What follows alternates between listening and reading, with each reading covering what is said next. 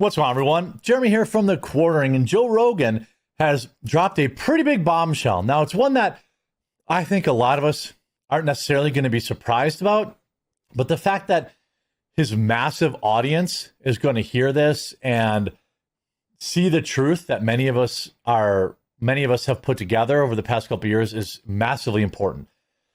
Joe Rogan siding with RFK Jr. over really what's driving a lot of these radicals, these trans radicals, to do what they do. And we very clearly have an epidemic going on now.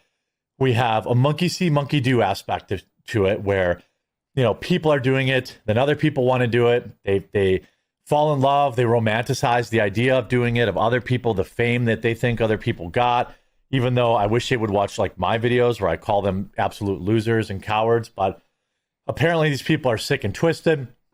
But this is a pretty interesting clip. Rogan sides with RFK Jr. Joe Rogan exposes dirty secret he claims is causing this horrific incidents at schools across the United States.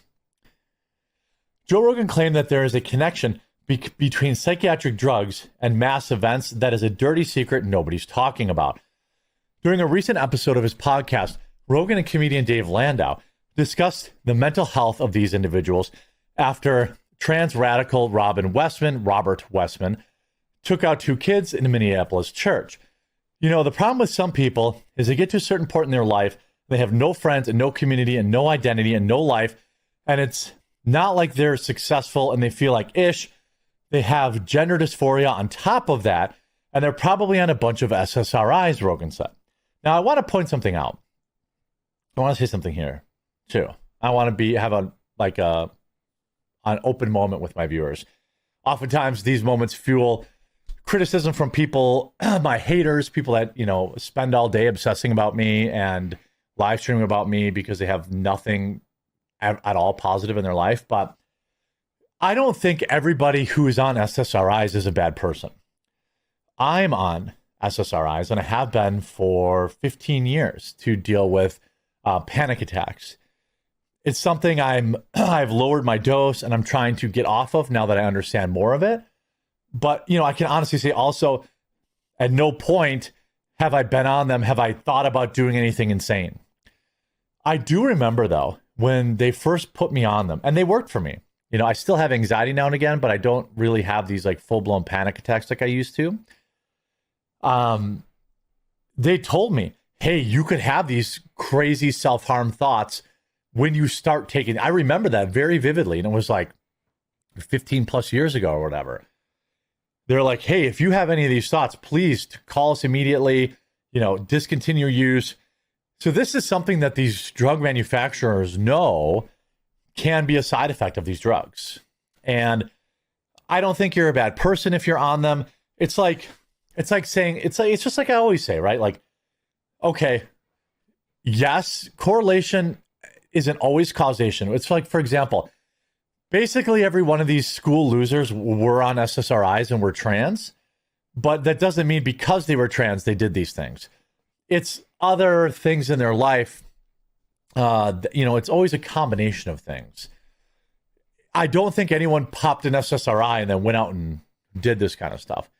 It's the other, they have other problems in their lives that doctors want to fix with a pill instead of fixing with, therapy or exercise or anything like that. So I don't think you're automatically a bad person if you have to take these drugs, if they're helping you. But I do hope, like I have finally decided to do, you attempt to go at it. Don't just trust the pill forever, go at it and try to get your mental health better, get physical, cut back, whatever your thing is, and then try to get off them. If you can't, you can't. It doesn't make you a bad person, but there definitely is this correlation where we have a take a pill society, right? I have high blood pressure. Well, you could work out and eat better, but here's a pill. I have anxiety. Well, you could drink less, get more sleep, and work out more, but here's a pill.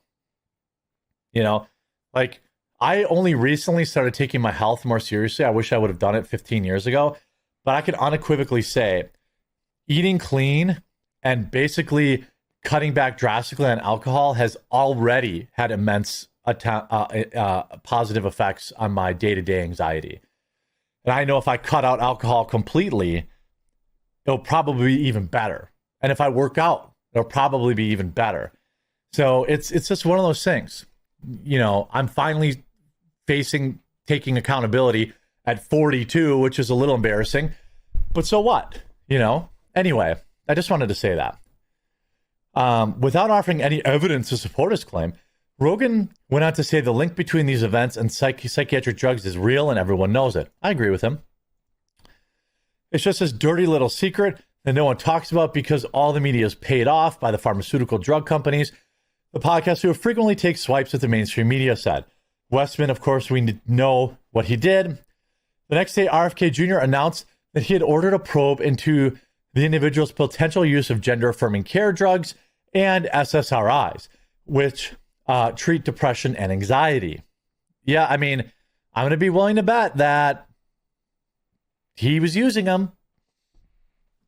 Kennedy told Fox and Friends an investigation would be launched to determine whether any drugs Westman was on and may have used to transition to a woman played a role in the incident.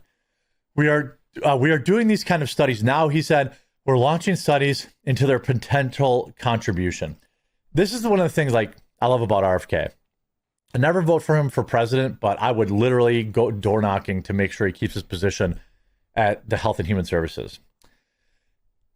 If you notice yesterday, Florida came out yesterday and said, no more mandatory jabs for anybody, right? Did you notice that? Do you see that coverage? Why do you think Florida did that? Some might think, well, Florida generally leads and they've done so with the COOF and stuff. That's part of it. But also understand this.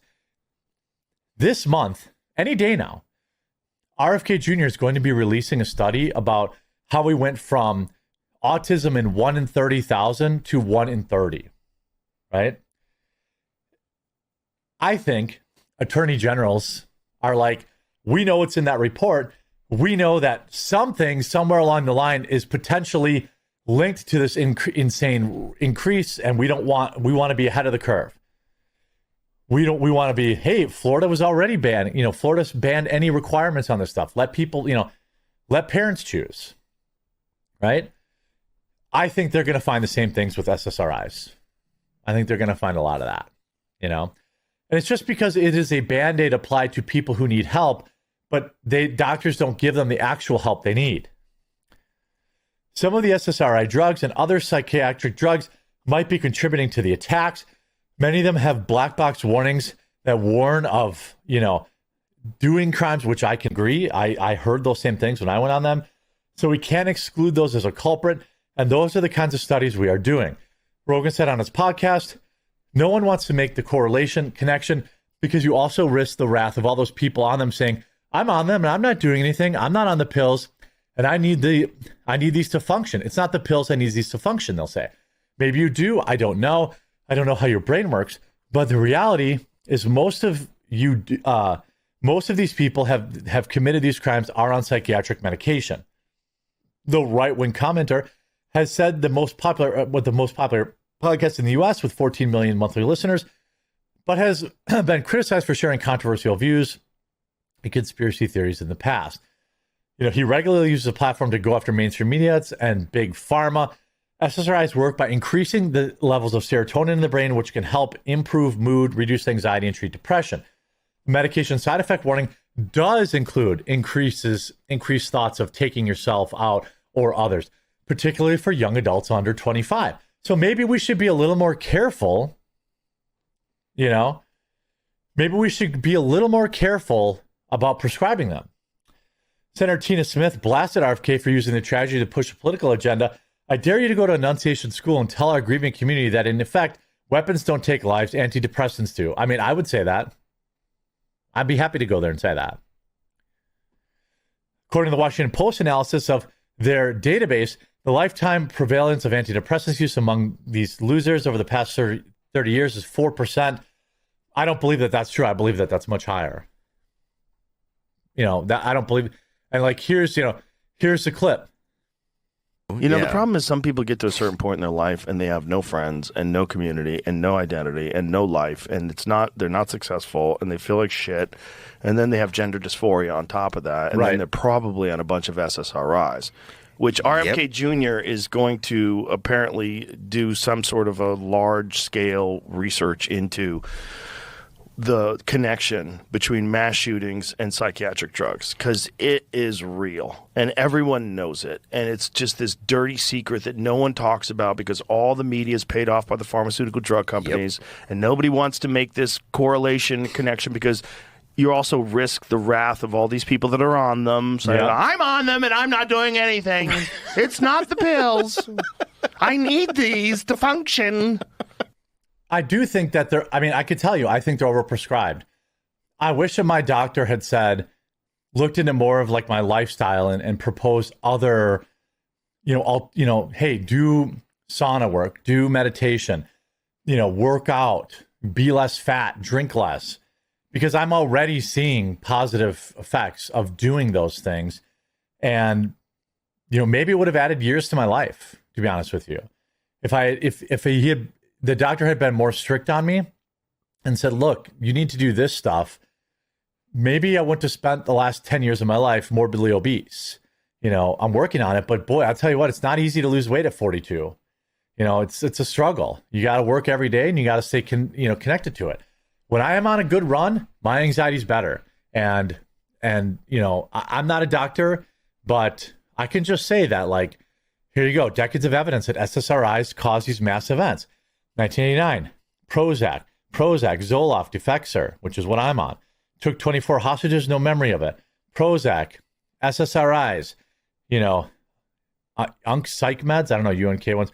Trazodone, Prozac, Fanapt, Zoloft, Trazodone.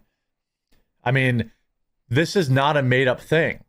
And I hope more people start looking into it, and I hope that doctors get a little bit more involved in actually doing their jobs rather than cramming pills down everybody's throat. I hope you enjoyed this video. If you did, make sure you leave a like on it. If you haven't yet, please subscribe or follow down below, and we'll talk to you again real soon.